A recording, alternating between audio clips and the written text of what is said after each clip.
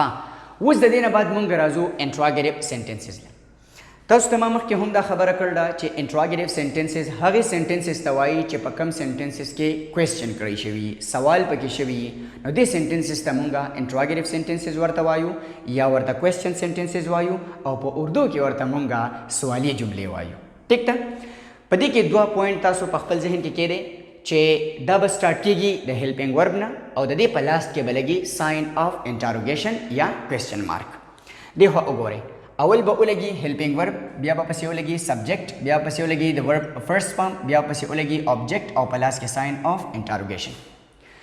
اوس کو چېرې تاسو وګورئ نو ګورئ سنټنس سٹارټ شوی دی د هیلپینګ ورب نه او په لاس کې لګېدلی دی ساین آف انټروګیشن.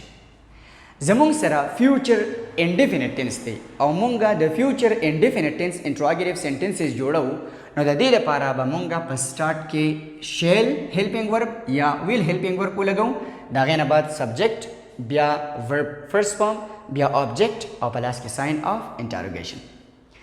زه وایم آیا زه به اوبه څښم نو څو شیل آی ډرینک واټر. دغه شانتې آیا مونږ به اوبه څښو shall we drink water. آیا هغه به اوبه څښي will he drink water. دغه شانتې will she drink water will they drink water will cat drink water will cats drink water. تاسو کو چېرې وګورئ نو سنټنسز ټول د هیلپینګ ورب نه سٹارټ شوي دي او په لاس کې ساین آف انټروګیشن چې دی هغه لګېدلی دی. د دې نه علاوه چې کله د سبجیکټ په ځای باندې زموږ سره آی او وی راغلی دی د هغې نه مخې ته مونږ شیل لګولی دی او د آی او وی نه علاوه چې باقي څومره هم ناونز او پروناون راغلي د هغې نه مخکې مونږ ویل لګولی دی. سمپل دی او که سمپل نه دی. د دې هم دغه رول په ذهن کې کېدی چې صرف او صرف د لیکلو دپاره د رایټنګ دپاره د آی او د وی نه مخې ته شیل لګوئ او که چېرې د دې نه علاوه نور سبجیکټس راغلي د سبجیکټ په ځای باندې نور ناونز او پروناونز راغلي د هغې نه مخې ته ویل لګوئ خو د سپیکینګ دپاره د ټولو سره ویل لګوئ.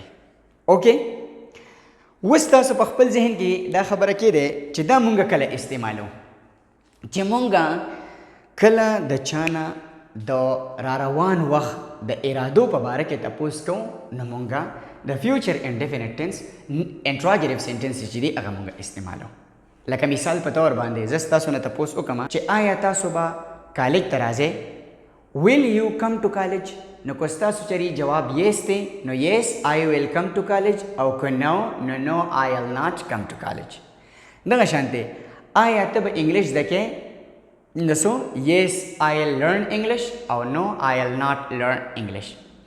دغه شانتې آیا ته به فی سبمیټ کې will you submit the fee نو یس I will submit the fee او چې نو نو نو I will not submit the fee.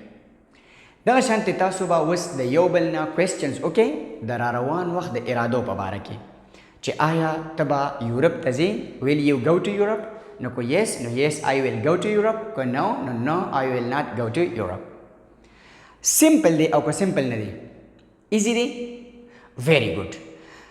اوکې صاحبانو اوس راشئ WH words interrogative sentences له.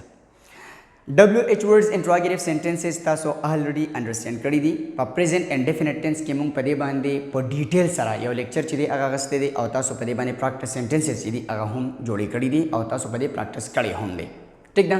دغه شان دی بیا په past and definite tense کې هم مونږ دا understand کړي دي په دې باندې مونږ practice sentences کړي دي.